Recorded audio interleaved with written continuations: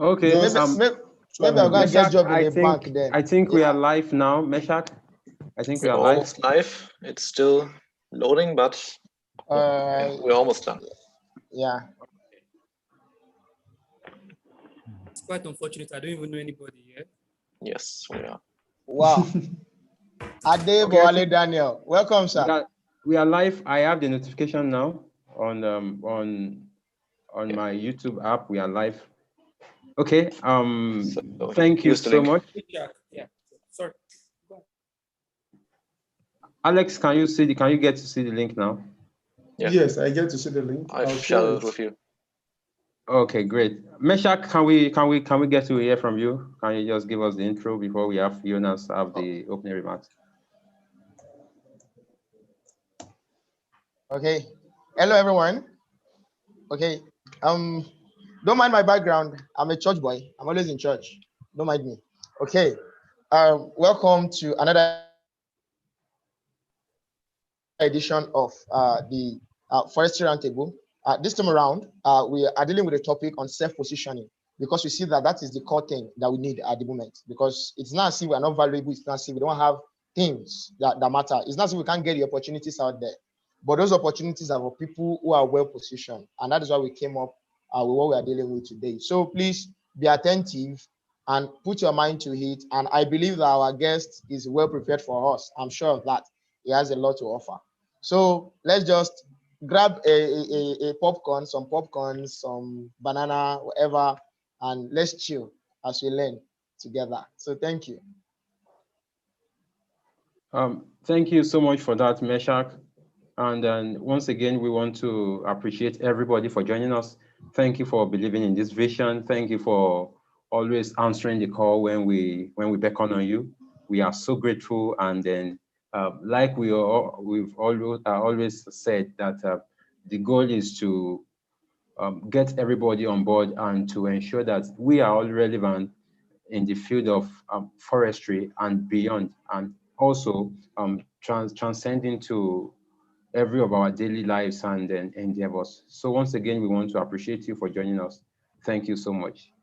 And I would like to call on Jonas to give us a short remarks on behalf of IPSA.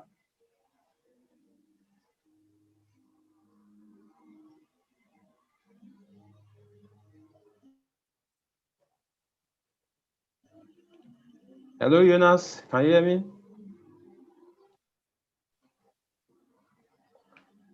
Okay. Sorry, I just heard an echo of your voice. Okay, Jonas, can we have a short remarks from you on behalf of IPSA? I think his network is kind of. Sure. So what? I've never did this. So what do I have to say there? Okay. All right, great, no problem then. We need to move forward. Thank you so much for joining us. Alex, can we have something from you? Thank you very much, Opayemi. Jonas, I will do this on your behalf. Good afternoon to everybody watching this video and to listening. I'm talking on behalf of the International Forestry Students Association. My name is Alex Notunji, a Nigerian. I'm currently doing my master's degree, and we have been supporting this program, and we hope to continue so because it has helped in building capacity of forestry students in Nigeria and in Africa, and also it is contributing to learning beyond the classroom goals of IPSA. So we want to welcome Sam Adeyanju. He has also been an IPSA official in his university and has represented IPSA too on different forums. And it would be nice for him to share his experience with students today so that they can learn how they can position themselves for international relevance. So I want to wish everyone a very warm welcome, including non-forestry students. So thank you very much. Thank you so much, Alex, for that short remarks. Thank you for always joining us, and thank you for your unending support. We are grateful. And I would like to introduce myself. I am Olaolu Adetula, and then I'm always happy to be here. And also I have my co-host who gave the introduction the other time is Meshach Aderele. So thank you so much for joining us. You know, one of those things that really makes us happy is the feedback we get from people, and then the level of impact this program is making all over the world, and that's why we cannot stop. Yes, and recently we got a new collaboration from some of our friends in Tanzania, and they are looking forward to doing something like this in East Africa.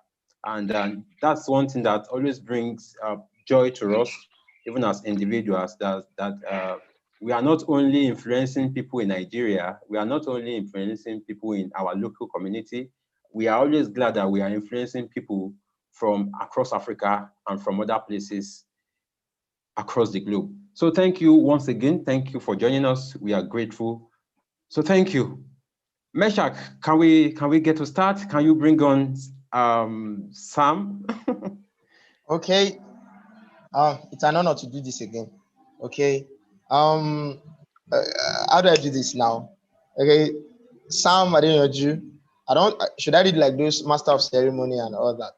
Okay. Sam Adeyanju is a graduate of Forestry and Wood Technology from the Federal University of Technology, Akure, where he did his undergraduate studies, and at the University of British Columbia, where he did his MSc. And recently, he just got married. So he's a big man than almost everybody here now. All right. So Sam has a lot packed for us, and I would just like to invite him, and we'll move ahead with that for a brief introduction from him. Thank you, Mechak, and everyone, Olalu, and everyone joining today. I hope everyone can hear me. Sorry if my voice is too deep or sounding somehow. I just woke up just like Alex. It's now 6:15 a.m. here in Vancouver, BC. So I'm really glad to be up early to chat with my friends. I can see old faces, both from Nigeria and elsewhere, and new faces or new names, because I'm seeing mostly names anyway. New names that I'm getting to know about today. There's nothing much to introduce again, I guess. I did my bachelor's in FUTA, Forestry, Wood Technology, did my master's at University of British Columbia, which I just had the graduation earlier this week. So that's all about me. And currently I work as an intern at UNFAO. I work with the UN headquarters Forestry Division. I'm supposed to be in Rome for the internship, but due to COVID-19, I'm currently working with them from Canada. So it's been kind of mixed up time. It's 9 hours different between Vancouver and Rome. So sometimes I need to be up 12 midnight to do meetings or 5 a.m. to do meetings. That's not been too good, but yeah, it's what it is. Yeah, good. So, yeah. That's awesome. That's awesome. All right. So we start with you sharing your journey. Okay. We'd like you to share your journey, okay, your experience. How did you come about forestry, and what increased your passion for academic excellence in your life after school, right from school? Just share your journey with us. Thank you. I would say that my journey is similar to most of anyone studying forestry in Nigeria. I guess that trend might have changed now due to the new outlook we see about forestry, that forestry is not just about people working in, as it is previously perceived in Nigeria. I guess that is changing now. But what brought me into forestry, I wanted to do medicine. I grew up in Akure all my life, Akure, Ondo State. I was senior prefect for my school, Aquinas College, Akure. Anyone who probably schooled in Akure or lived in Akure will know that Aquinas was a top school. So for someone like me who was senior prefect, I wanted to do medicine. I applied to University of Obafemi Awolowo University, OAU, and I didn't get into medicine in OAU. I had FUTA as my second choice for biochemistry, which I also did not get into biochemistry and FUTA, and I was offered forestry. So when that was the first time I was hearing about the course, forestry and wood technology, and I had to decide if I would either take the course or stay at home for another 1 year for JAM. But thank God I was wise enough to say, oh, let's start with forestry and then we see where that leads us. I was really bent on changing to do another jump and then apply for medicine again. So I took forestry, and the first year we started the course, met people, met professors, and then we had this forum where professors told us about what forestry really meant, what they have been working on, how they've been traveling here and there. And I felt, oh, this sounds like something interesting which I could pursue, and we see where it leads us. More so, studying medicine is not gains in terms of the financial commitment, buying medical textbooks and all, which my parents cannot afford. So I felt dumping forestry after 1 year and then going to do another jump and starting all those process again, we don't have that financial capacity. I also had this philosophy that it's not just about what you studied, be it medicine, engineering, whatever that could be, but about what you have to offer with whatever course you study. If you study Yoruba, that could lead you or take you anywhere. So I started to work hard, and in my final year, I was able to cross to a first class. So I've always had an increase in my CGPA, like every semester, it was always increasing. So from 3.79, I guess that was my first CGPA, if I'm correct now, I can't remember. But I know I moved from 4.09 to 4.17, 4.32, 4.45, and then 4.51. So that was my CGPA while I was in FUTA. So yeah, what increased my passion for academic excellence, that has always been me. I've always wanted to be an excellent person. And I believe, like, because a lot of people were also supporting me financially, sponsoring my education, one way to also keep encouraging them is by doing well in my academics as well. And I also see that when you do well in your academics, for me, I'm not like an Andy person. I'm not doing 5 or 3 person. I'm not probably a tech person or doing music or doing other things. So I think that's one thing it's like whatever you want fun to do it well. So while I was in FUTA, I was either doing my academics or doing fellowship or doing NGO work. So those are the 3 things I kind of knew how to do. And I tried to do both, or the 3 things I was doing well, in short. And life after school, I was doing NYC. We always had this desire that we're going to do grad school outside the country. And even though we don't know how that was going to happen, but I know a couple of us across faculty and department always had that vision, and we've been talking about it. I guess I will talk about that in the next question. And I hope what I said answered the questions too. Yeah. All right. Thanks for that. Thanks for that. Okay. I can say that while I was in my undergraduate days, during my undergraduate days rather, you are one of those that made me know that there's something like scholarship for forestry students. Because until when you won the Mastercard Foundation Scholarship, many of us didn't even really know that a lot of these things exist. We only hear about Commonwealth, but we hear by our professors and every of those stuff. So how is it that you came to know about this information? Because I think probably you are the first FUTA student to win MCF, if I'm correct. Is that true? MCF UBC? No. Okay. There's one person before me. There's one person before you. Yeah. Okay. So regarding Mastercard UBC, so when I finished in July 2016, I started to send out like inquire in schools in Australia, send emails to the admin department. I am Samuel Adeyanju. I study forestry. I finished in the 4th class. I'm looking for master's opportunity, sent to UK. I haven't always been a US person, so I did not really, even though I would love to go to Yale until today too. But I guess their GRE and English test just put me off. I want the best for myself, but with the least energy or effort. That's what I go for. That's my life. And so I will be saying something today that most will be different from the narrative of most people who have gotten scholarships. And I think, yeah, together with God's grace, I've kind of mastered that attitude or that act of getting the best for myself with the least energy and effort. I will explain what I mean by that. So I was applying August, and then in my quest, I first heard about UBC from Professor Akindele when he was teaching us in second year. I knew he did his sabbatical at UBC, University of British Columbia. So, and he said, he told us about how that experience changed his life. UBC is a top school and blah, blah, blah. So UBC was one of those schools that I also considered when I was searching for my scholarship, for scholarships in 2016. So I wrote to UBC Forestry to say, this is who I am, the same format.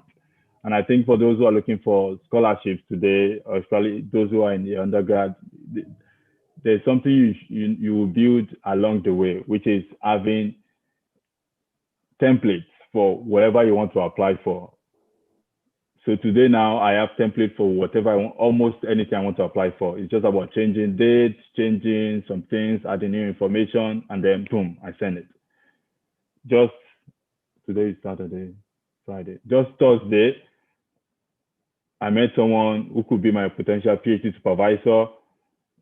He gave me his email. Within 2 hours, I've sent the PhD application to him. Like, I have everything on the ground already. Just change name, change stuff, which also when I was applying, I used the same format. I have the simple application email draft that I sent to almost all the prof. I'm not saying it should be generic, but you need to have a template so that you don't need to do everything from the ground again. So I had this template.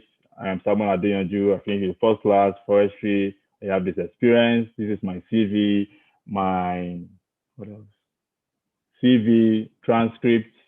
I think that's CV and transcript. So I sent those to all the schools that I wanted to apply to. So I sent that to UBC Forestry, and I got this automatic responder from the email that I sent to. If you still send it to that email today, you will get the same email I got then.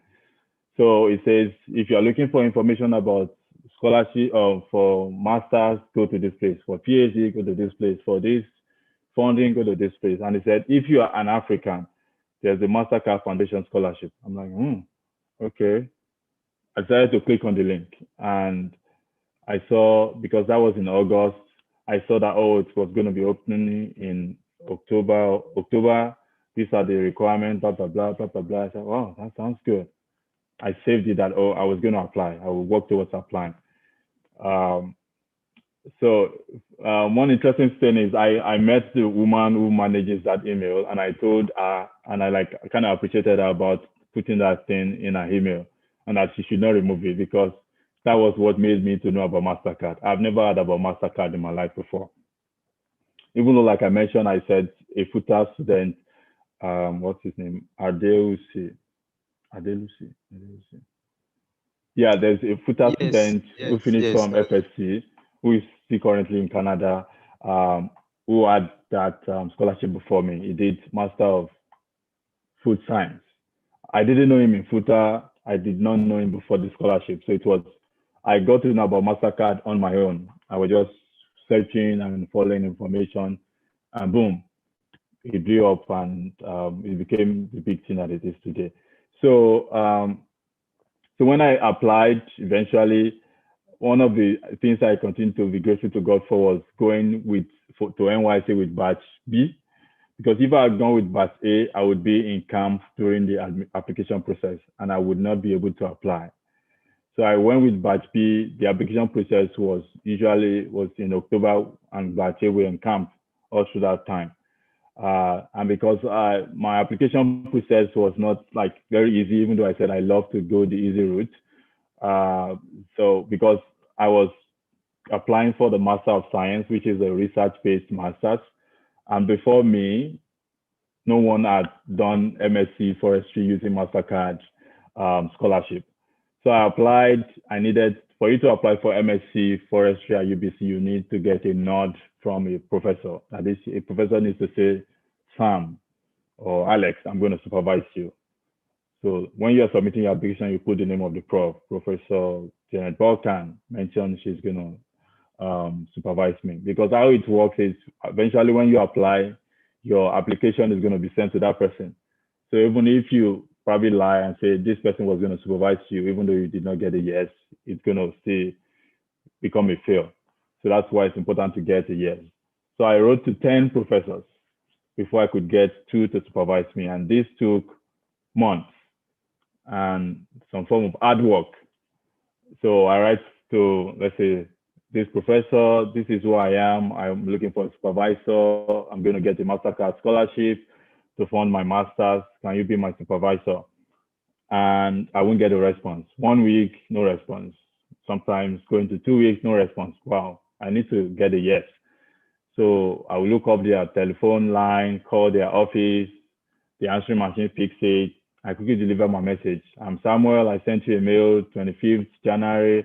I'm still waiting for your reply. Kindly reply. Sometimes that is when they will reply. Hi, Sam. I'm not taking any student this time due to one reason or the other. I will look for another person who I think fits what I want to work on. I wanted to work on forest policy. So on UBC website, professors' profile, you will see what they are working on: climate change, community forestry, and all those fields. So I will look for another person and send. I did that, call their line, send emails, send response email after weeks, and just kind of persistent. If I had given up and I didn't get the professor, I wouldn't probably have gotten the scholarship. So I was kind of persistent, writing and writing. And eventually, when it was time in March 2017, I was called to be informed that I got a scholarship. So in my entire master's journey, I applied for just 2 scholarships. I applied for UBC MasterCard scholarship as well as University of Edinburgh MasterCard scholarship. So I applied to the UK, University of Edinburgh in Scotland, and UBC. And I got a response from University of Edinburgh, I think 1 or 2 weeks before UBC, which said I did not qualify. I did not meet their criteria. I was downcasted. I wasn't happy, but I got this good news from UBC that I qualified. And I became the first to be sponsored by MasterCard UBC for a master's program. And I was also one of the 9 students from Africa. So we had, in that cohort, we had 5 Nigerians, 1 Ghanaian, 1 Rwandan, 1 Kenyan, Rwandan, Ghana, and I forgot, and 1 other person from 1 country. So yeah, and that journey began at UBC. When I was at UBC, I tried to, I guess that's another question. So I should not jump. Yeah, you can go ahead. You can go ahead with it. Okay. So while I was at UBC, I tried to maximize the opportunity. And I know some of the people you brought here have mentioned that, like, maximizing opportunity. Yemi Adeyeye was also doing his PhD at UBC then. We met oftentimes. It was like an advisor about what to do and what not to do, making the most of the opportunity. He was very, very, very helpful, and he is still very, very helpful, and a good inspiration to me and many of us, both on this platform and people across the globe. And so I wanted to do my research. I just knew I wanted to have this broad-based experience, not just, oh, I'm here for graduate school, go to class, go home, go to class, go home. I wanted to really have the experience because I'm talking about my experience. This might be different from other people who have traveled outside the country to study. I found that the standard here was far apart, very wide from what I've experienced in Akure or in Futa or wherever I've traveled. And just like I said, I was an Akure boy. Like, aside forestry that has taken me to travel within Nigeria, this was that we did with Professor Kindele, something, I forgot. Ecological assessment of Nigerian vegetation. That is what made me travel across Nigeria. I've always lived in Akure and Akure alone.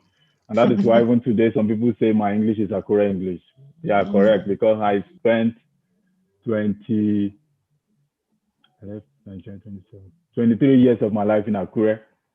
So if you say I'm a Akure boy, I agree with you. I'm probably a Akure boy. So what I'm saying is, even to travel to Lagos, I only traveled to Lagos once or twice before I got a scholarship. So I traveled only to Lagos to do weddings, go on Friday, come back Saturday. I didn't really like explore a lot of places in Lagos. Just for you to know that I'm really an Akure boy. So it was when I got the scholarship and I went to Lagos on my own to process my visas. That was when I said, oh, so this is the Lagos like people have been talking about. Yeah, because sometimes when we go for those weddings, we reach Lagos. I remember one of the weddings we went for in Abule Agba, we got there around 9. Everywhere was already dark. We woke up in the morning, go to church for the wedding. Afternoon, back to Akure. I did not even like explore where is Ikeja, where is anything. So what I'm trying to say is to encourage people. You can think, oh, you're a village boy, this. Yeah, even more people who have very other interesting experience than myself. Like if you learned about Dr. Ndubisi Ekwekwe, he's like a village boy, but today is a success. I think a success is joining us. So it's a success that everyone admires, right? So regardless of wherever you are now, even in terms of grade too, you just need to like carry yourself, take yourself and say, I want to achieve excellence. What do I need to do? You need to plan it out and put in the effort that is required to achieve that. So while I was at UBC, one of the advice I got from Yemi Adeyeye was, instead of going back to Nigeria to do your research, why don't you explore other countries? Especially because you plan on having an international career. And to have an international career, you need to be able to show that you have this, not just this local experience, Nigerian experience, but regional experience in Africa or even an international experience. So I developed my research to be done in Cameroon. Cameroon didn't work due to conflict in Cameroon. I changed my research to Cameroon. I wanted to move into like Congo or Gambia, if I remember now. But most of those countries are French speaking, and I don't have the luxury of time to learn French and then do research. I then moved my research to Tanzania. That's a beautiful country, but they did not approve my visa, or they did not even reply. I applied, paid the visa fee, did everything. They did not reply for months. Even till now, my visa application is still with them. They did not get back to me. Sorry about that. Yeah, my plan to go do research outside Nigeria, have this other experience. I was really happy, excited.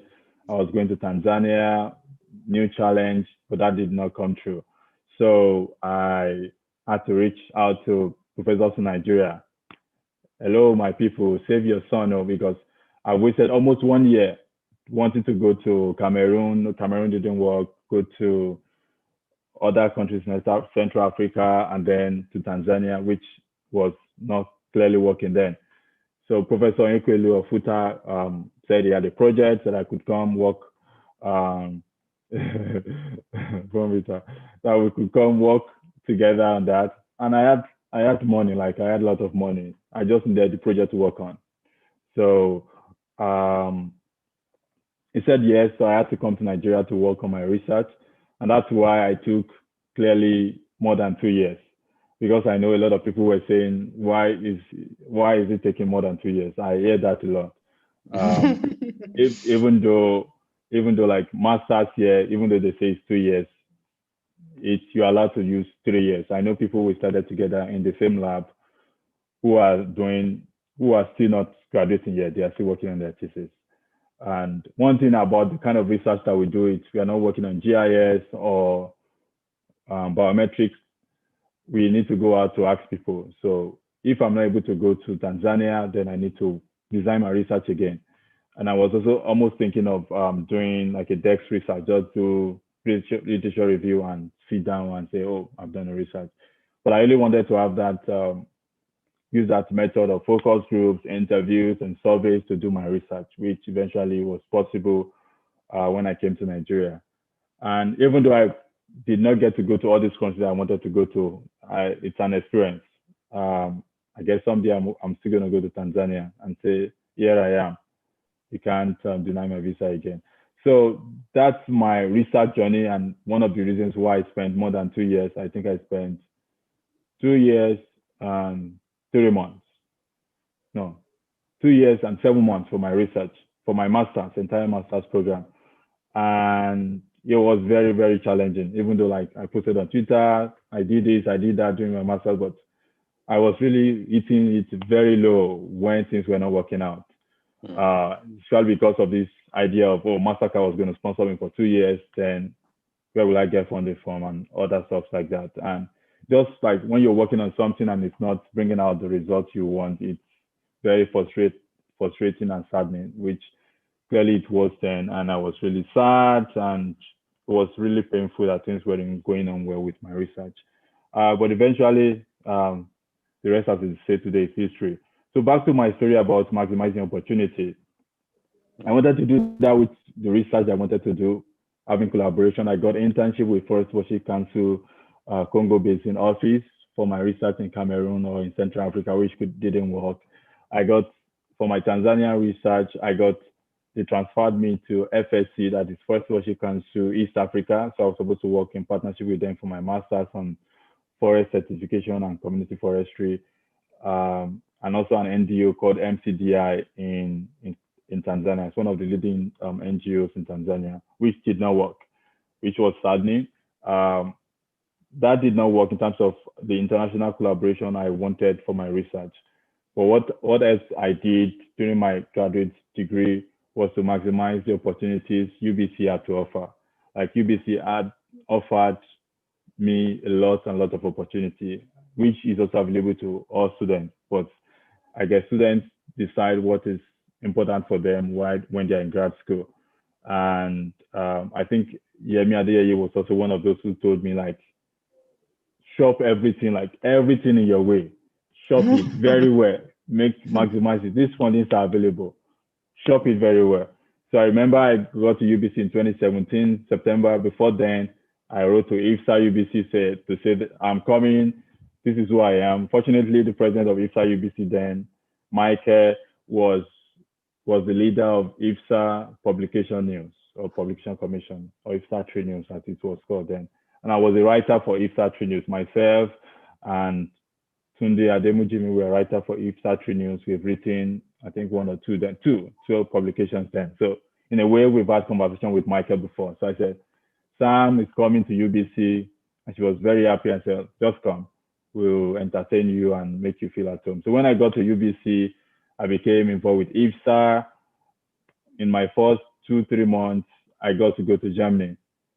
And it was a very great experience attending UNFCCC COP21 in Bonn, met other IPSA folks from other countries, just try to maximize the opportunity, enjoy, had a good time, learned about climate change more, and met new people, created this awareness about Nigerians or Nigerian experience and stuff like that. And that was one of the first times that I became more known within like the IPSA world or the UBC climate change and forestry world. Because when I go back, I gave like a speech on one of the UBC sustainability storytelling nights. And one important thing about sustainability or climate change advocacy or activism at UBC is it's mostly kind of white dominated. It's mostly this Canadian guys or American guys leading the show. So when I get to be part of some of these meetings, I'm kind of singled out, like, you know, I'm the only Black guy attending a climate change meeting or attending a forestry meeting and stuff like that. So I became very known on campus when we're talking about climate change, forestry, education and stuff. Sam seems to be the face. And I maximized my first year because it was mostly coursework. So I was attending all this meeting, I was volunteering here and there, and just putting the face out, letting people know that Sam is here and I'm willing to learn, and I'm also willing to contribute. So that really helped me in my graduate degree experience while I was at UBC, and I got more funding to go to, Mastercard sponsored me to go to Rwanda to attend the Baobab Summit, which is the annual gathering of MasterCard scholars from across the globe.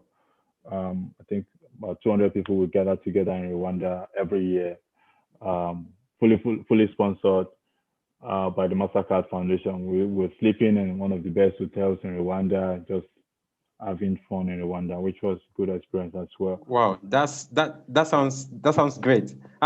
Sam, could you please tell us to the fourth question now? I'm aware that you've traveled to over 6 countries, if I'm correct. Yeah, I think I saw your review recently on Twitter. Stating those information. How can you tell us how this has really helped you to position yourself for relevance in this field? How those conferences, those international engagement with other people from other parts of the world, how this how it has really helped you to position yourself and to build more capacity? Yeah, thank you, Olalua. I think knowledge is very important. In these forums, you meet people who contribute some of the knowledge you might not find from classes. It's important that we go to class 8 to 5 or 8 to 4, as the case may be. But this out of class experience is very, very important. And the connections you also build from these conferences, you can't buy, you can't get from class, so to speak. So and also social media is very, very important. You need, if you have any, so to speak, business, you have any quality, you have any skill, push it out there. Let people know that you have it. Don't be humble about it at all. I know people post about stuff on their WhatsApp, but those who are on your WhatsApp, usually people in your level, so to speak. You might have a few people who are above you, but people in your WhatsApp are mostly people in your level, people you got together, people you met in church, in mosque, in NYC, where else? But going to platform like LinkedIn or Twitter, I know your Facebook is another place. I used to be very active on Facebook, but I'm no longer. Instagram, I think for some people that might be a good place, but I used to be active too. I'm no longer active on Instagram. I do mostly Twitter and LinkedIn now. And for these two platforms, they've really been very helpful in showcasing who I am. I got a partnership for my first academic publication through LinkedIn. So I wrote an article for UBC Forestry on the importance of MasterCard Foundation to education in Africa. And I published that on LinkedIn. A Nigerian professor who was a prof in University of Greenwich wrote to me via LinkedIn, say, "Oh, Sam, I saw your publication. I'm working on this book on marketing education in Africa. Will you be interested in writing something about it?" And I said, "Oh, why not? I've not really done this before. Can we be co-authors and work on it together?" And he said yes. And today I have my first publication just because I posted something on LinkedIn. If I was saying, "Oh, I don't want to be proud," people would think I'm proud or stuff like that, and don't post it. The person before then I had never met him before, so it wouldn't have even known any Samuel Adeyemo exists. So through that, we got that connection. Fortunately, we've met now. He came to Vancouver for a conference. He's like my big brother now, Dr. Mugaji. So that's one thing about being strategic, positioning yourself very well on some of these social media platforms. Twitter as well. Someone came to UBC Forestry to present. They invite these big guys in forestry to present. And I presented on forest education, which was what I was working on at that time. After the presentation, I met him. I said, "Oh, I loved your presentation. This was what I was working on." I said, great, blah, blah, blah. Let's keep in touch. So as at that time, I was still a writer for IPSA 3 News, which I think the publication still exists. I said, "Oh, I can interview this guy for IPSA 3 News. He's a big guy on Twitter. Many of you will know the person when I mention the name, or some of you might know the person when I mention the name. He's a British or Scottish person, so to speak." So I wrote to him, say, "Oh, are you still at UBC? I want to interview you for IPSA 3 News." Say, "Oh, no, I already went back to the UK." I suggested, "Can we do like email interview. So I write the question just like you guys send the question to me, and he would feel what the response is, which he did. And then I published it. And I got to know that this guy is a Twitter influencer, kind of, right? Twitter influencer. He has over 10,000 followers on Twitter. I've also lived with him for a few days, and I know how he takes his Twitter. It's like his job on Twitter, because when he wakes up, he does Twitter like, oh, maybe he's doing morning devotion or something like that, so to speak. So I said, oh, that's great. So when he tweets on Twitter, I like, I retweet, like and retweet. And then that kind of bond, like, even though a lot of people like and retweet your tweet, but when you see that one face is consistent, which happens to every one of us too, you just want to say, who is this guy? So we stayed in touch. I sent some of my research proposal to him to guide me, since he's like a forestry expert, so to speak. So I got an opportunity to do training in the UK on forest certification, and it was also kind of fully funded. So I wrote to him that, oh, I was coming to the UK for this 2-week training. Yeah, I just wanted to know. And he said, oh, you're welcome. Like, if you want to stay in my house for 2 weeks or so, you can come to my house. I'm like, oh, wow. Before then, I've never lived in a house with a white person, like, wake up, sleep, wake up, you know. I don't know how that will look like. So even though I was going to do my own training in England, he lives in Scotland. So he said I should come over to Scotland after my training. And he also said, oh, I'm going for a conference in Oxford. If you would like to come for the conference, I can put you in touch. So that was the International Institute of Chartered Foresters in the UK. So he said, I can come. And I think they waived the fee for me, just put some string and blah, blah, blah. They waived the fee for me. I was able to join.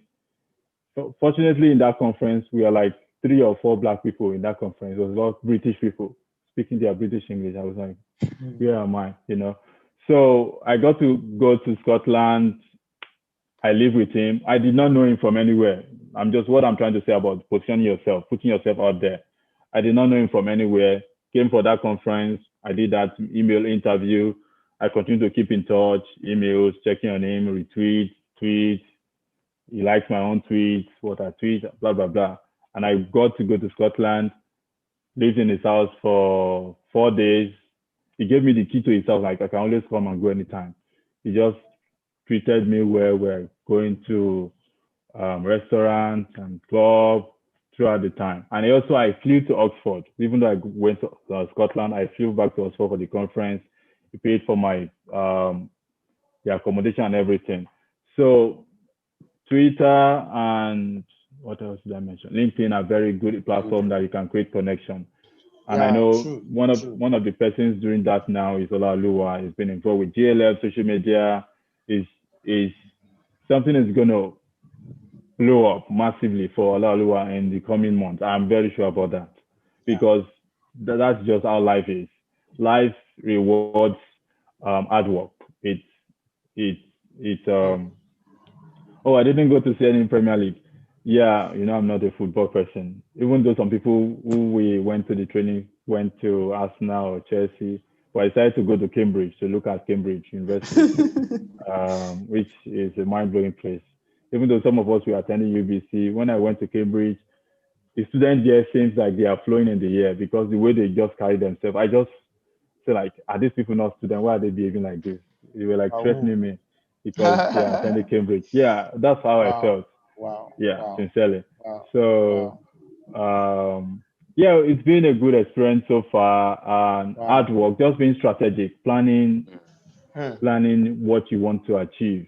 If you want to apply for the MasterCard scholarship, it's never too late. All you just have to do is, good grade, whatever that is. Good grades, and that is not necessarily first class. Second class is also good grades, and even sometimes second class lower is good grades too. Good grade too. And then you need to be able to prove that you can volunteer. You are volunteered. Those people leading this roundtable, it's a volunteer service. They are not being paid for it.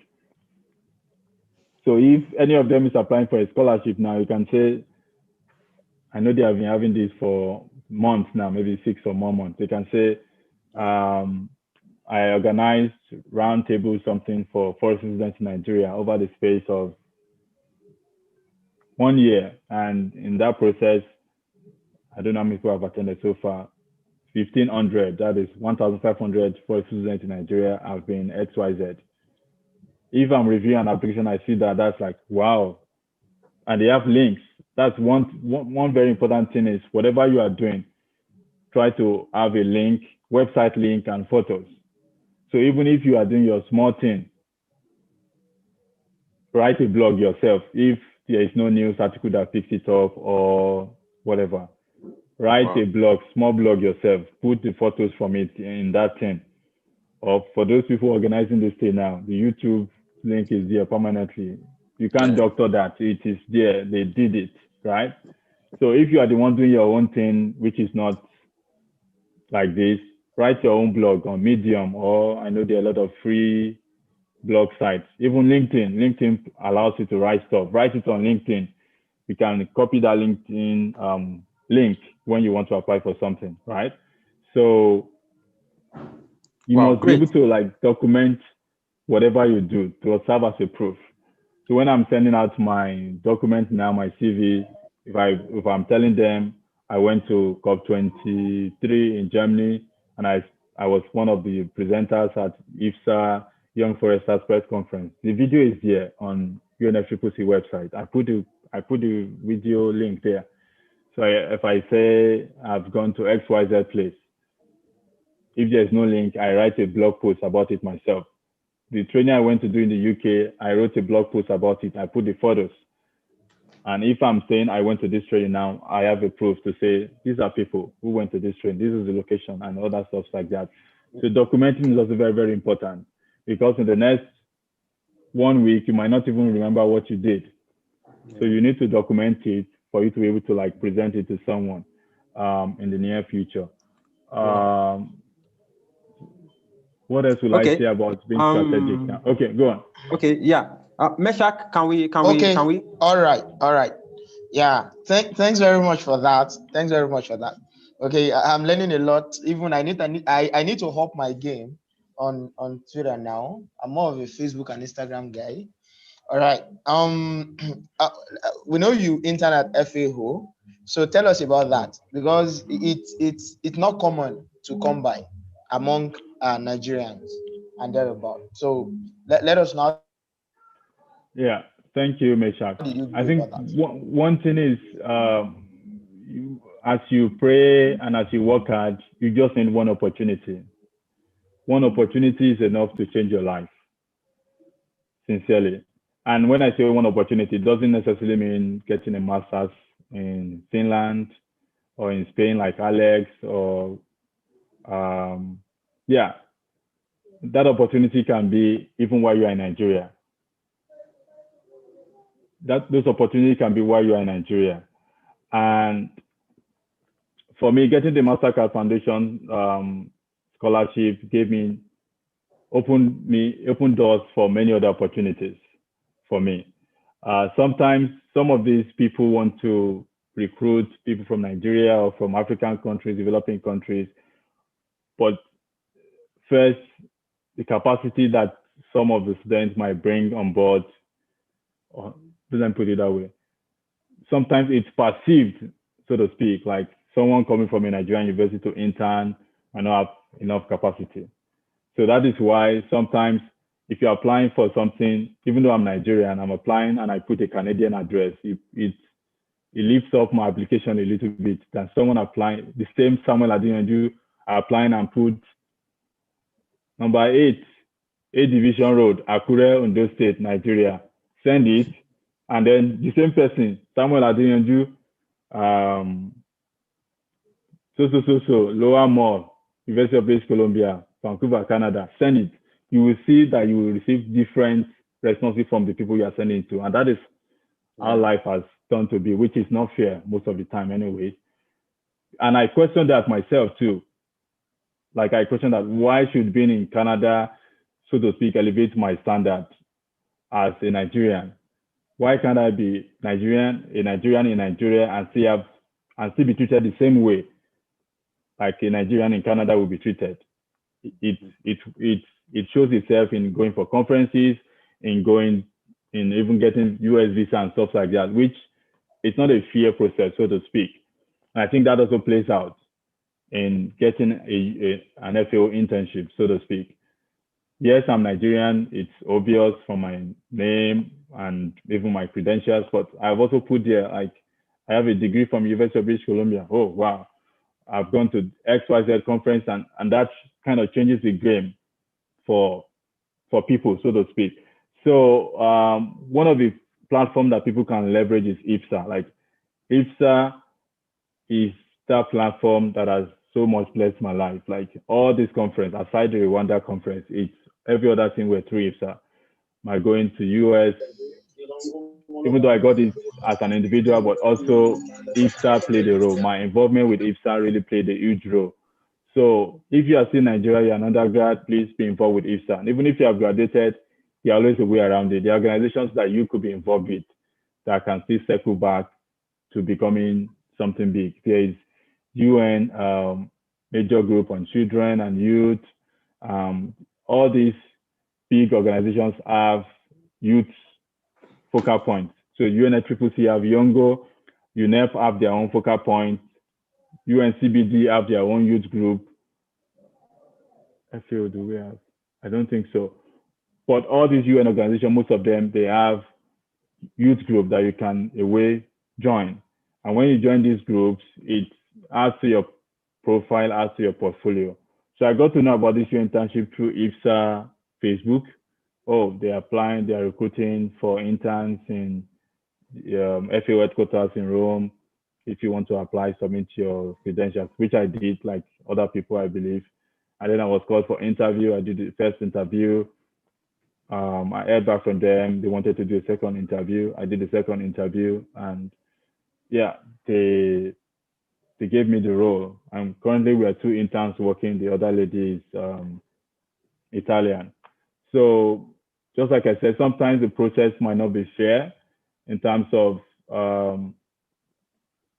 it's just commonly perceived, like people coming from sometimes developing country might not have that capacity that they're looking for.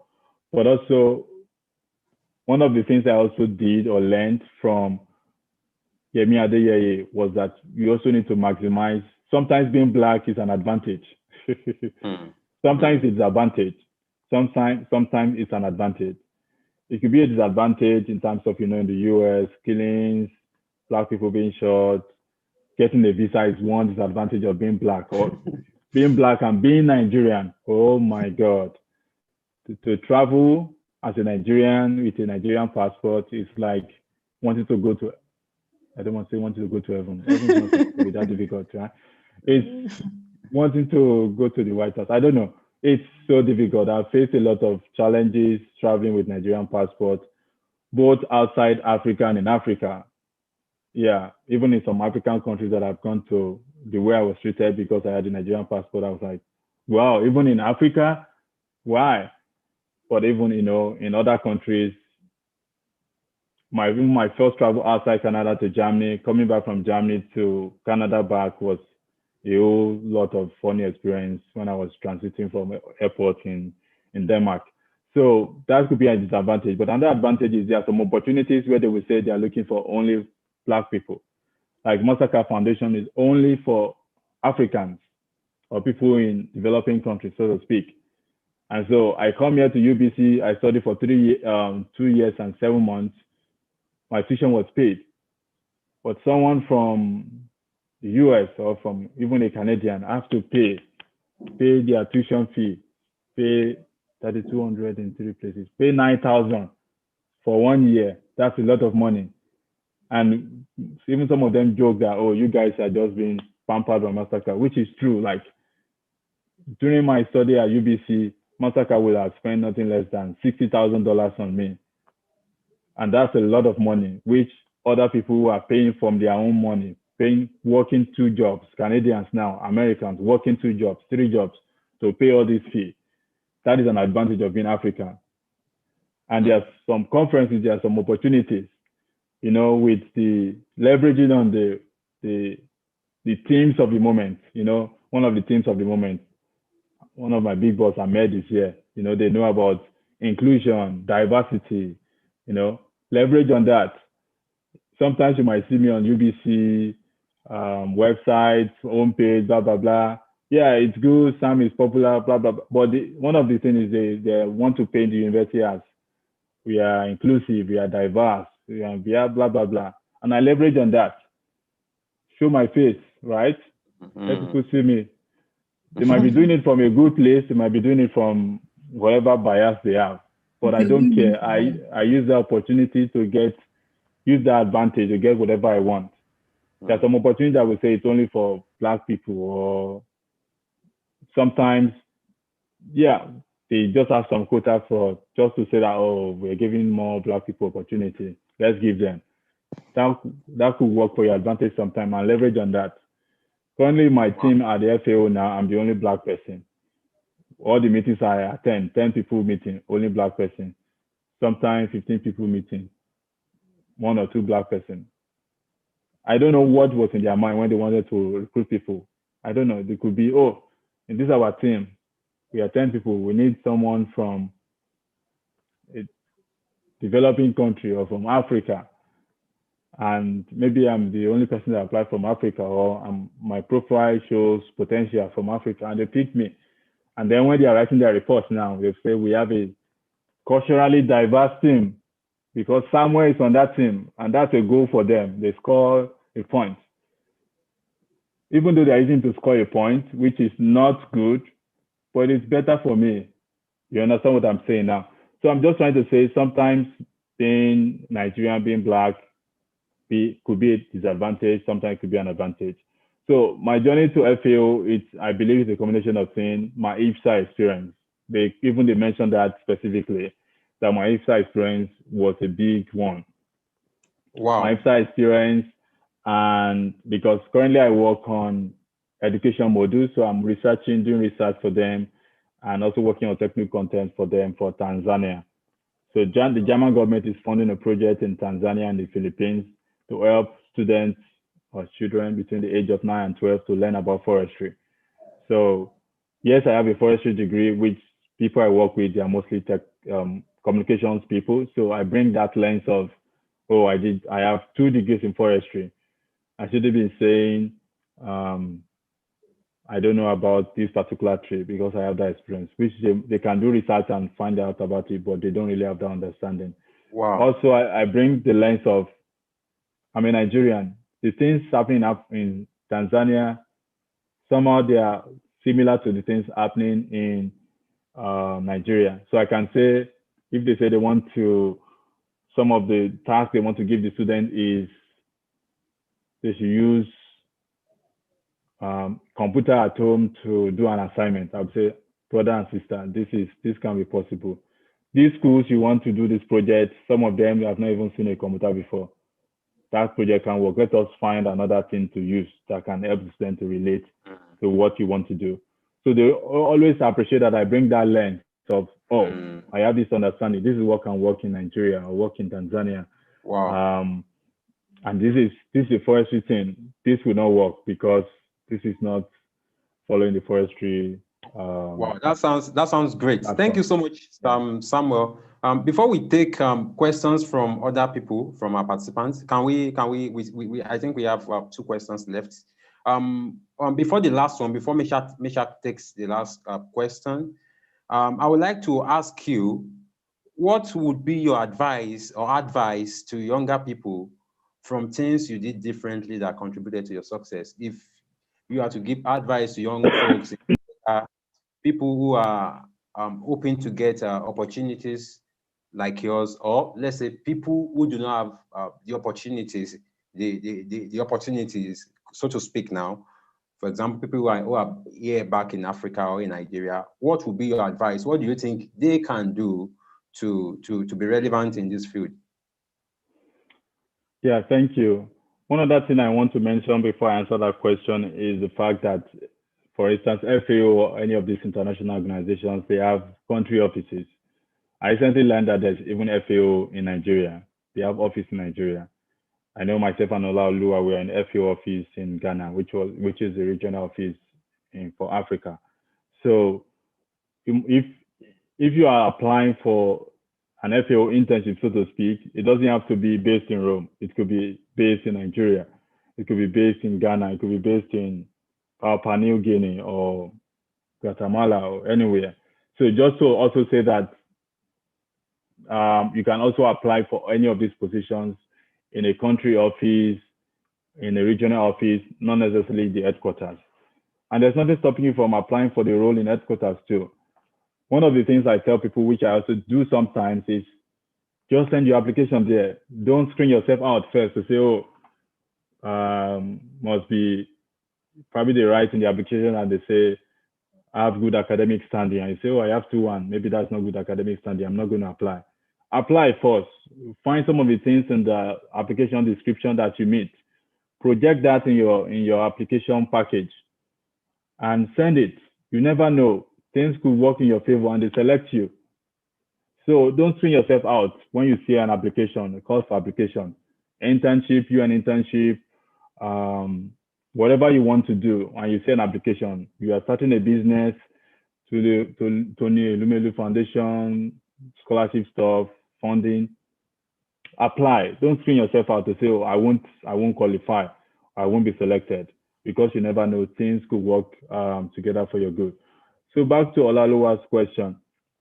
I think the next 10 years, which I said in the recent GLF conference, the next 10 years is very, very important for the world and for forestry students. Alex is here, they are doing a lot of research. IPSA is doing research with UFRO on green jobs, which would be one of the big things in the next 10 years. Green jobs will be on the horizon. I know when you open some, maybe LinkedIn on some WhatsApp status today, now they say 10 best jobs of the next century, which they are correct. You see data science, artificial intelligence, they are correct. As a person, I don't have capacity in those things. It is this forestry that I'm facing back to back, and I'm trying to do it well. If I want to start to pursue artificial intelligence now, I will go and line up at the back of people already doing it. So that's a done deal for me. Let me just face my forestry, doing policy work and other stuff. So what I'm saying is also, if you know, so to speak, you are stuck with forestry. Let me use that word. That's not a good one. If you know you want to be in the forestry profession, or you are in the forestry profession, the next 10 years would be a very great year. Why is that? It's called, first, there are 2 decades. It's called the decade of action.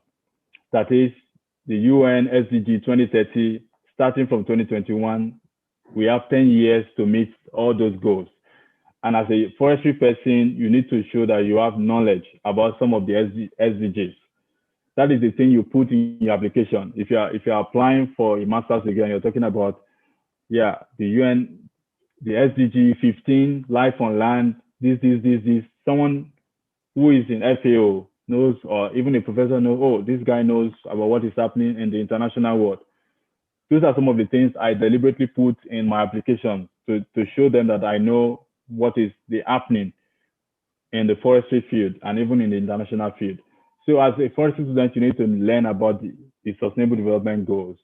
Which of the goals do you want to focus on? Is it goal 13, climate action, SDG 15, life on land, SDG 14, life in the water? You want to do aquatic research. You want to say clean up the beach, clean up the ocean, no plastic waste, and stuff like that. You need to know about that and leverage on that as you apply for opportunities, be it scholarship, funding, conferences, and all that. And also, the 10 years is also very important for forestry because it is the UN decade on ecosystem restoration.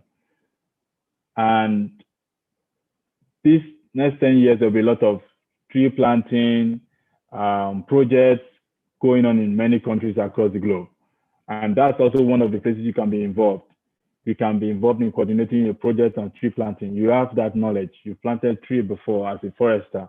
And some of these funding opportunities come from the UN, come from the UNFAO, the UN Environment Program. And that could be an opportunity you want to also leverage on in the coming years. And you need to be strategic. You need to learn about what does the UN decade on ecosystem restoration means, and how can you as a young person be involved.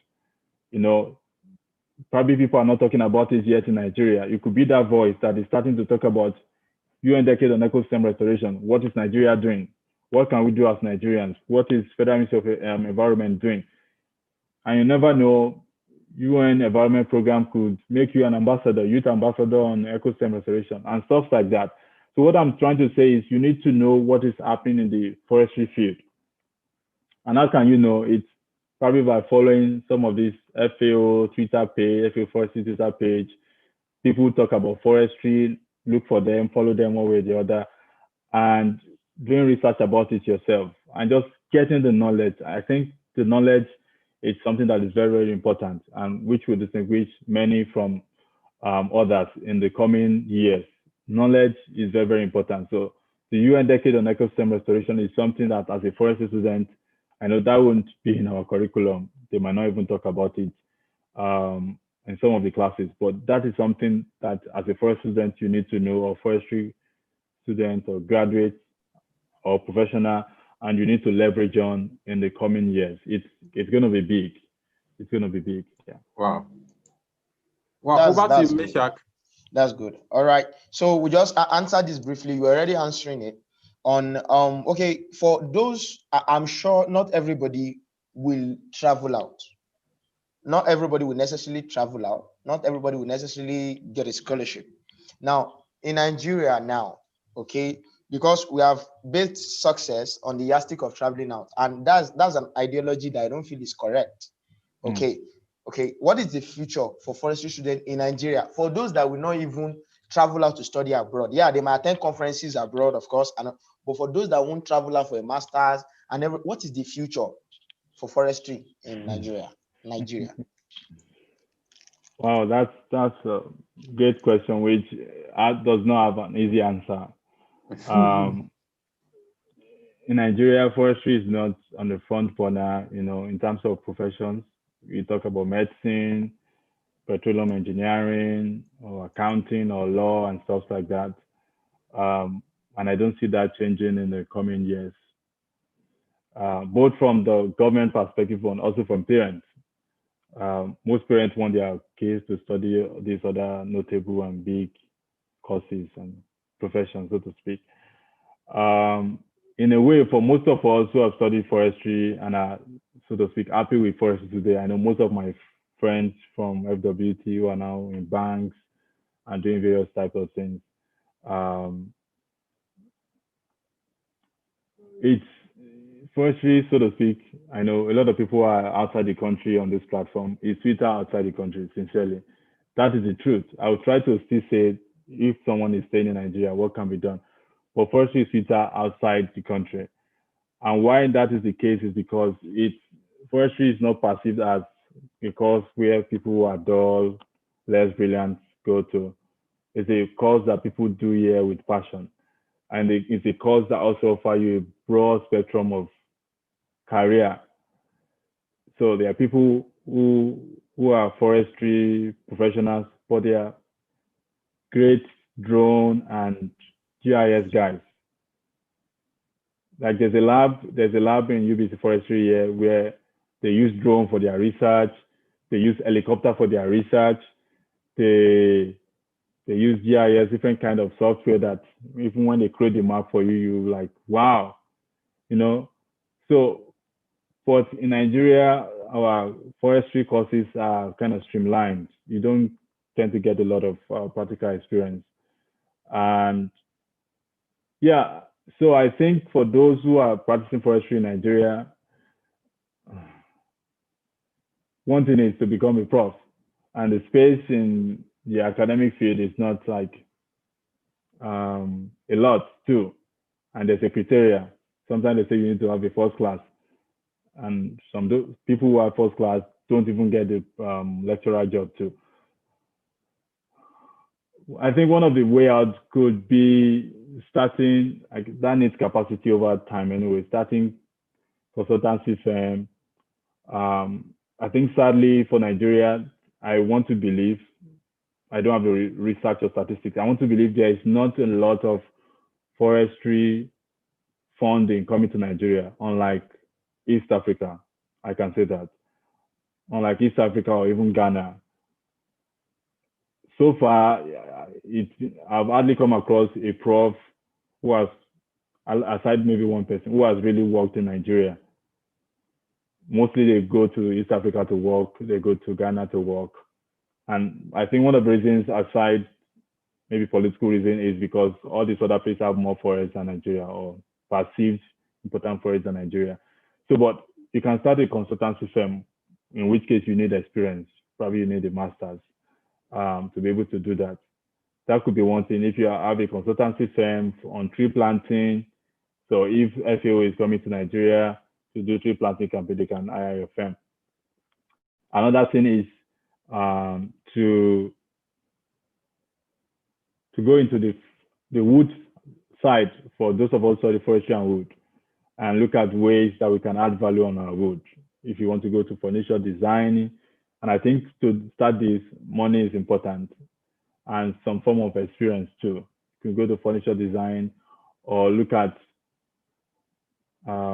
ways to furniture design, and also carbon credits is becoming a big thing today. Carbon accounting, just learning more skills that can put you in a very good position, provide you more opportunities. So if you learn like carbon accounting, how to do carbon accounting, you can be traveling within Nigeria to other African countries to help them with carbon accounting. Forest certification is a big one too, which is not popular in Africa anyways, but still there are still some forestry certification professionals in Africa. I'm just trying to look at my head on what someone can forestry in Nigeria, but it's difficult, I must say. Yeah. All right, that's good. That's good. Oh, that's good. Thank you so much, Sam. Before we go to the questions, we have some questions on the chat box. I would like to welcome Alex. Alex. Hi, I'm here. Okay, I'm with you. Okay, fine. Thank you very much, Sam and everybody. It's nice to hear Sam today. And I just wanted to contribute one or two things. Can I go ahead? Yeah, go ahead. Yes, just like Sam said, and because I've been privileged to be part of teams that recruit others in IPSA. And one of the things we look at sometimes when Sam mentioned that being Black could be an advantage. For example, when we're recruiting a team, being a gender-sensitive organization, being a female was an advantage, even over being a male. And it was until later when we recruited the team and they discovered that, wow, so there was an advantage we gave the guy or the lady that makes her come in par with the man. So please apply for opportunities. There are many things that are considered, there are many factors considered that you don't know, that are not advertised on the dashboard or on the website.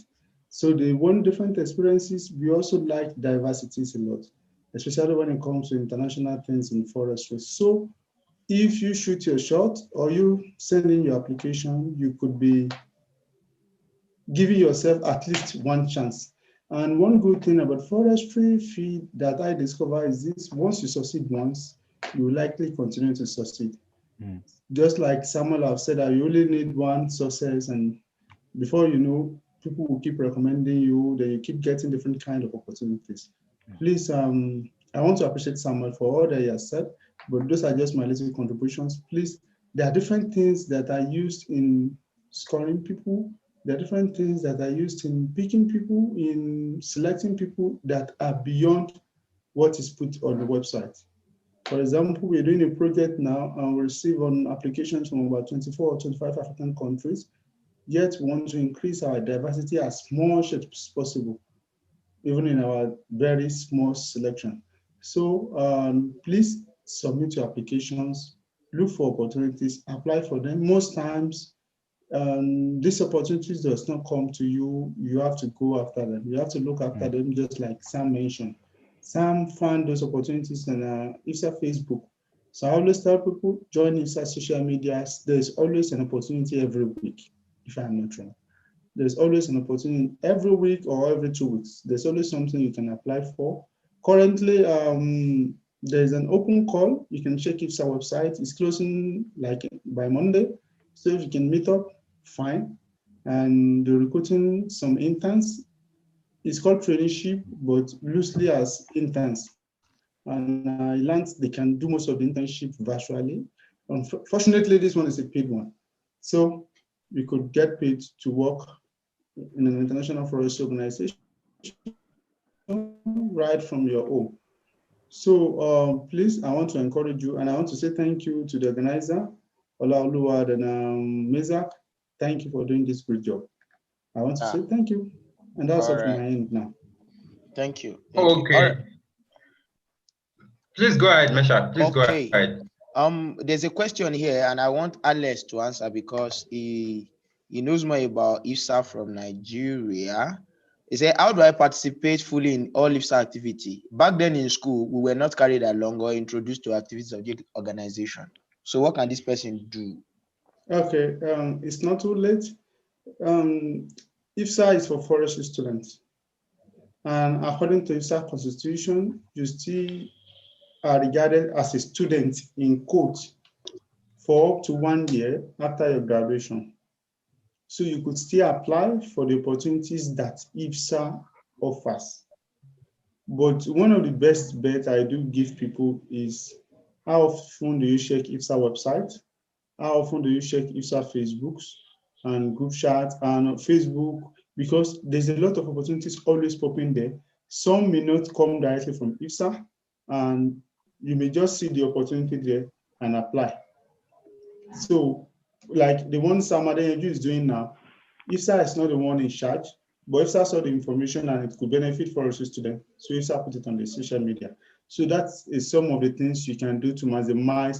But I would advise you, whenever you have the opportunity to get back to school, please join IPSA. Try to contribute your best and volunteer. Yes, most people were not aware, or let me use the word not aware, but in so many other situations, it's not that you were not aware, it was just that you were not interested and you never felt it to be useful in the future. So now, maybe you have learned some lessons, and please, whenever you get back to school, try to join IPSA. And in case the university you go to does not have an IPSA LC, you could be the one to pioneer it. You could be the one to register it. In University of Ilorin, it was me and my president then that submitted the application. That's about 5 years ago now. We applied to become member of IPSA on behalf of the university. Till today, our students still enjoy those benefits. So you could start something. You could help others. But if you want a direct benefit from IPSA, you likely have to have an IPSA membership, which means you have to belong to a student association. Okay, let me break it down in this way. IPSA operates on a membership basis. That's one. Two, the membership is usually based on your university association. For example, in Samadeju case, there is an IPSA UBC. I was even on their website about a few days ago when I want to write about it. There's IPSA UBC, there's IPSA FUTA, there's IPSA Unilorin, and all so forth. Once you are a member of one of these associations, you automatically belong to IPSA. And at a later time, I will share you a screen, then show you some of the list of universities offering forestry program. So there's, that's already part of IPSA from Nigeria. So you could also take up these opportunities. If your school is not listed, you could apply, then join, and all the rest. So there's a lot of world of opportunities for forestry students through IPSA. We're partners with many organizations, and many people don't know, and we have different opportunities always popping up one way or the other. So it's time for you to contribute. It's time for you to benefit and make use. Yes, IPSA doesn't pay you, it's a volunteer job. If you're in Nigeria, you could say, oh, this is a lot of strain on my finances. I have to spend a lot of money on internet, electricity, but I think it will pay one day. For example, just like Samuel is saying, I'm also studying here without my father's money.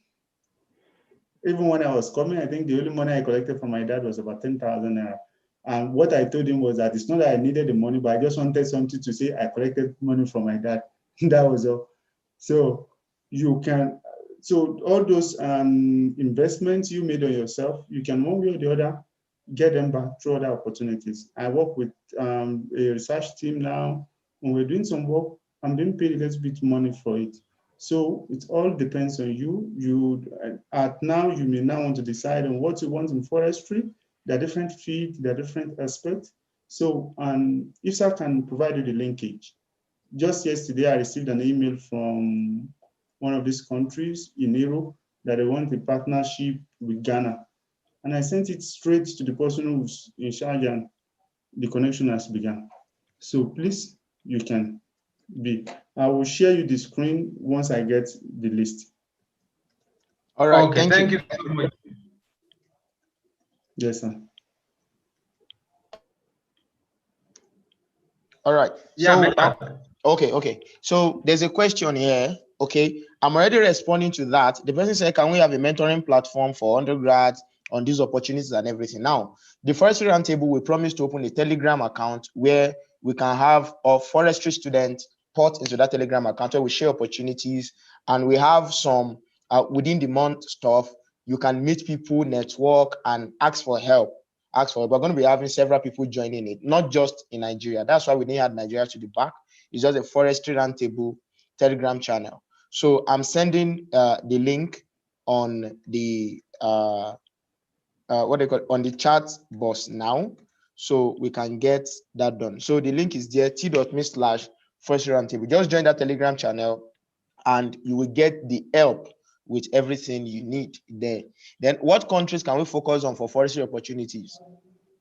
I think Samuel can answer that. What country can we focus on for forestry opportunities? You can, it depends on what you want. You can focus on all countries. All countries have forestry opportunities. That is why forestry is important. Forestry is considered as the environment in most countries. So it depends on what you want. And there is this, Alex, we know, is a GFIS now that has the list of all schools offering forestry in the world. Maybe that's what you even want to share. But there's the GFIS, which I think Alex can send to the group on the Telegram, which has all forestry schools in the world. But even outside that, there is also, so most schools will study forestry. It depends on the country. Canada, the US, the UK, Europe. Through Erasmus Mundus Scholarship, there are a lot of forestry opportunities. You can study in 3 countries, Spain, France, UK. So it depends on what you want. You can go to South Africa to study forestry.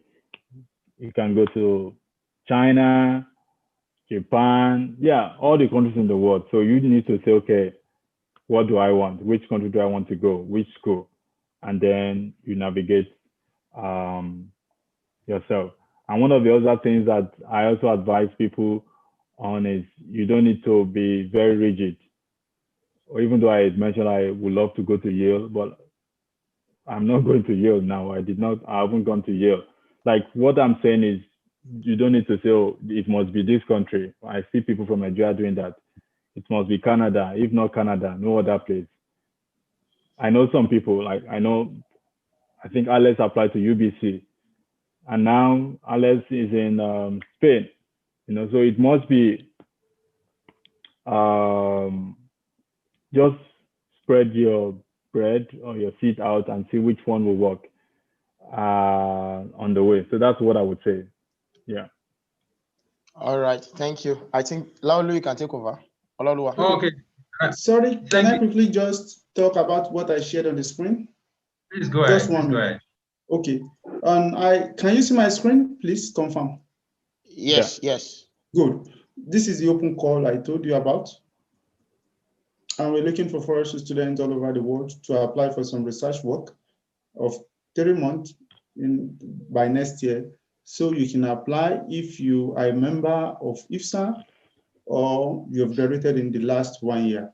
I will just quickly go down. You can find this information on IPSA website, please. But I'll go down to universities that are members of forestry in Nigeria now. So you could see for yourself that there are, okay. For our friends in Ghana, you can see this Ghana, you can see 2 universities, UNE and Kwame Kume.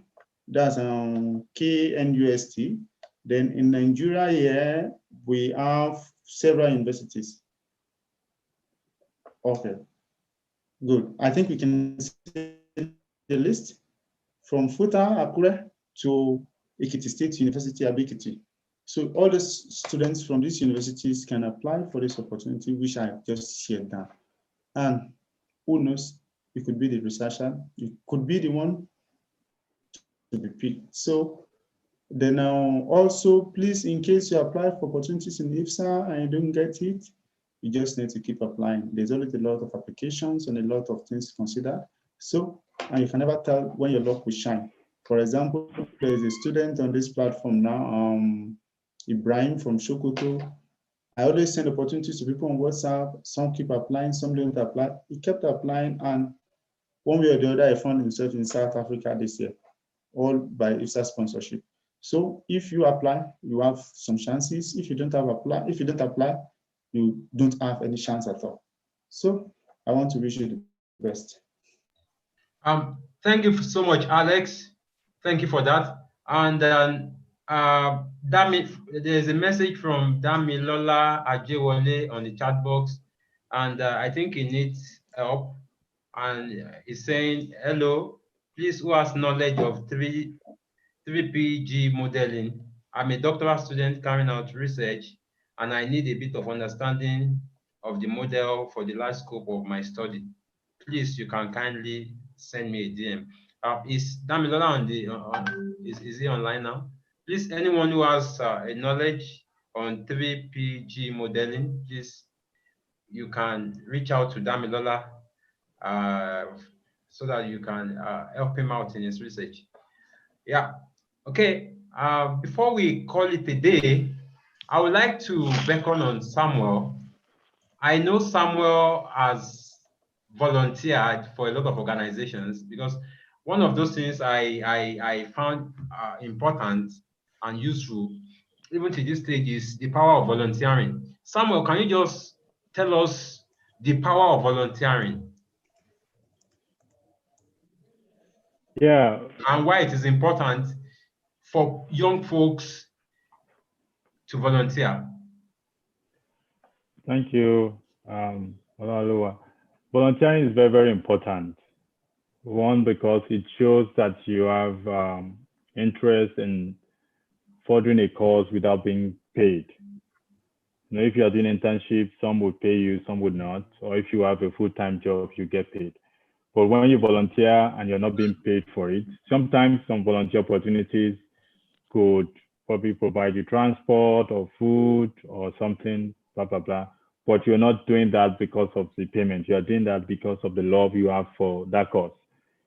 You can be volunteering to end, what will I put now, which example? Pollution in the community, volunteering to end hunger, volunteering, like those things that align with the SDG, volunteering to help with quality education in Nigeria. When I was in Nigeria, I had my own NGO. Yeah, Alex already shared the education program. So you see all the schools in the world studying forestry. And someone also mentioned that Sweden, Denmark, Finland, all those Scandinavian countries is also a go-to place. They have a lot of forestry education program that you can tap into in those countries. So it doesn't have to be Canada, UK, or US. It could be some of these other countries too. And at some point, you can then go to whichever country you like to go to. So what I was saying is very, very important.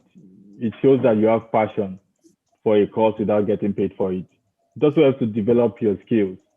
Like through IPSA, people who have been president of IPSA, LC, or at any other level, you learn how to write reports, you learn how to lead a team, you learn how to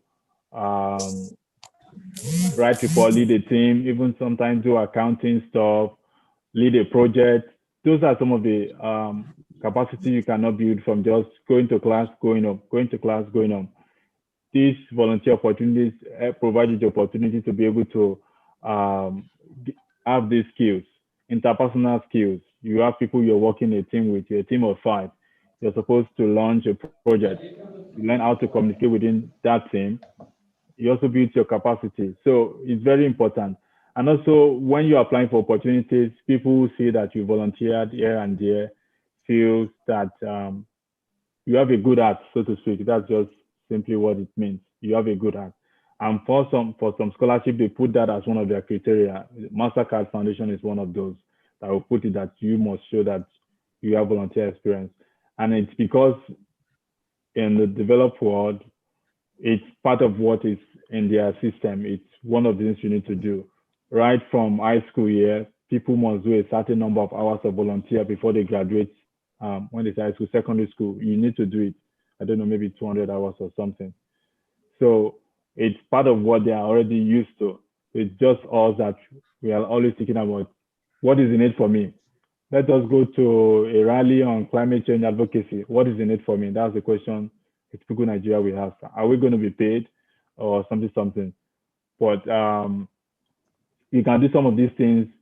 You might not be paid, but at some point, just like I said, it will pay off. I have an NGO working on quality education in Nigeria. When I started it, I started in my second year. Just to give you an idea that I didn't start the NGO because I feel I would get the scholarship using the NGO, what we have done in the NGO at some point.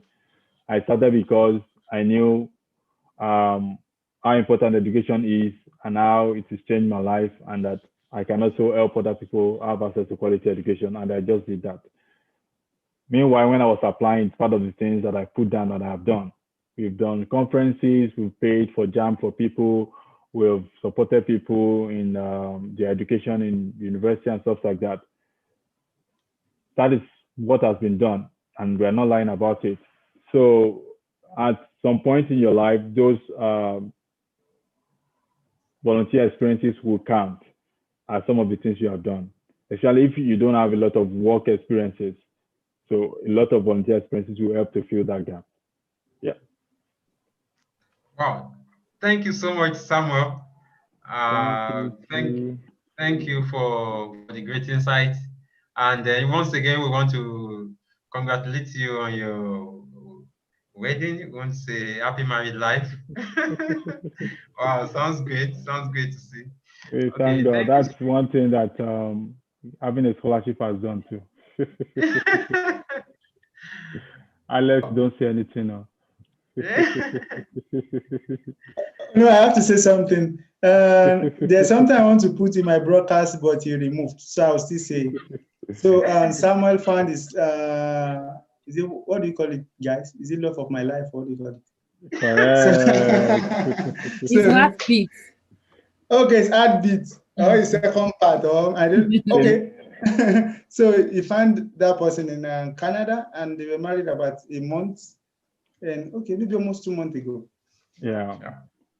So Alex, somebody might show up in Spain too. You never know. All right.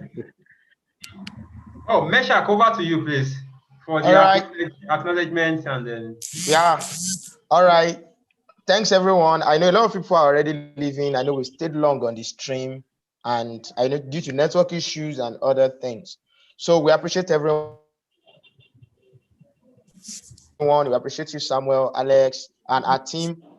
Samuel, Ayole, Jumoke, Adigwan, Zan. You're well appreciated. All right. So thank you for today. Please, the Telegram channel, start joining, and in that place we can drop more information that will really help everyone. I think 5 people have joined already, and we believe that number should grow. At least we should be having 400 people or 400 plus within the next 1 week, so that we can have a community where we share things together. So thank you. And also, sorry, before you go, because Ahmed is on the call and his name is just popping out in my face. So I want to say that if you're on Twitter, you need to go and follow Ahmed. And when you start following Ahmed, you can also follow other people in that clique. They are just bent on making people get scholarship. I really wish I have the same energy like them, but I don't, so to speak, have it. So when I see them tweet, I just retweet. So go and follow Ahmed on Twitter, and I'm very sure he's willing to help as many people to get scholarship as possible. So follow Ahmed Akonde, what's his name?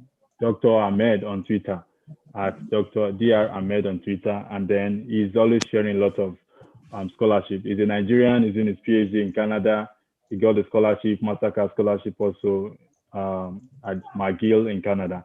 So yeah, those are the places you need to be when you see this opportunity, and it's do it yourself. I know a lot of people ask me, do I need to pay a company to help me look for school? Even some people ask me just to look for school, not scholarship now. They want to pay someone. You don't need to. Ahmed, Adiola, and some of these other people, they are there to just give you the do-it-yourself way. I did not pay anybody to get the scholarship. So you understand now. You also need to be able to leverage on these free resources. If they want to be charging for it, it's a lot of money, but they are putting it out on Twitter free of charge. So you need to go look for those resources. Go look to the Adiola YouTube video, Scholars Pivot, watch all the video. I want to believe if you watch all the videos on Scholars Pivot, you will get a scholarship. Yes. All the videos on Scholars Pivot, you will get a scholarship because everything is there, how you will do it. Sincerely, I'm telling you the truth. And a lot of people can testify about it. So yeah, I just wanted to put that out. And when you see these people on Twitter, it kind of motivates you too. I do that myself. I'm still a small boy, so I need motivation from people like Ahmed and all these other people who are doing great stuff. So you need to also be in that, so to speak, caucus of people who you want to be like. So when you see them, what they are doing, you get encouraged and you also want to push others. So that will be all from me. Yeah, thank you so much, Samuel. Dr. Ahmed. Yeah, Ahmed, can we have you 1 minute? Yeah, thank you so much. Oh, sorry. Wow, Sibuko. Let me change my, I'm coming 1 second, please. Okay, great. You edited background. Yeah, it's for my lecture or something. Wow. Okay, so thank you so much, Sam and Alex and the organizer. I really enjoyed this stuff.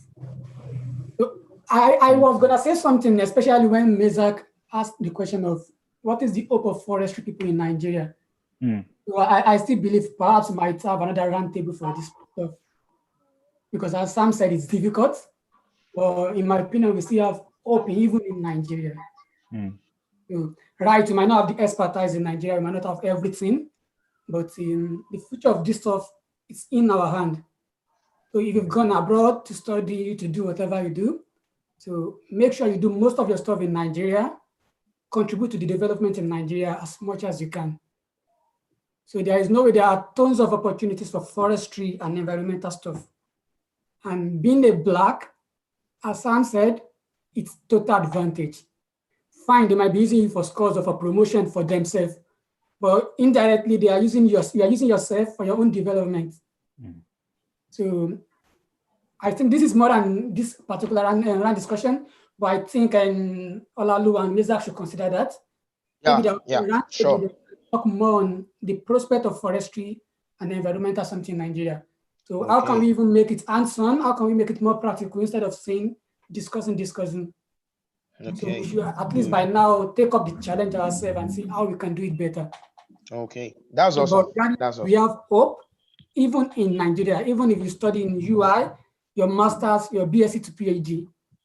So there are tons of opportunities for you. Nat Geo Explorer grants, Rutherford Grant Foundation, so many grants for you to do something and to make an impact, even in forestry or whatever field. Wow. I wish you guys the best. Just apply for opportunities. Thank you. Go out. Wow. Contribute to your country too. Best wishes in whatever you do.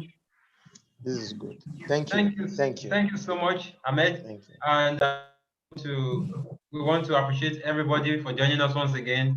And we want to promise you that we are bringing somebody great in the next edition. That is the December edition. And that will make it, Meshach, how many months? 6 months? Yeah. Wow, great. 6 good months. I think I'm so proud of that. And okay, and sorry, and in December we hope to drop a brief magazine about the Roundtable. It will be an electronic magazine about the Roundtable where we celebrate all our guests and we have people will contribute on short articles or less than 50 words about forestry and how we can make this reach out the people. So just await it. December is going to be a blast, and a lot is coming. Yeah, thank you. So thank you so much. And once again, we want to appreciate our great support. IPSA, they've been amazing. You know, each time we reckon on them, they always give a good support. Thank you so much. Yeah, once again, we want to appreciate you for joining us. Big thanks to Samuel Adeyanju for joining us. Thank you for your time today. Thank you for having me. So we hope to see you in our next edition, and that will be by December. Please await our call. Thank you. So see you some other time. Yeah, bye. Bye. Yeah, bye-bye. Bye. Mr. Alex, are you still here? Bye. I'm here. Okay, I want to talk to you actually. Should I send Okay, you a can you private show your face? Let Okay, me- but so please let the video YouTube Jonas, you can stop the live transmission. Yeah, I Yeah. will stop the transmission now. And I think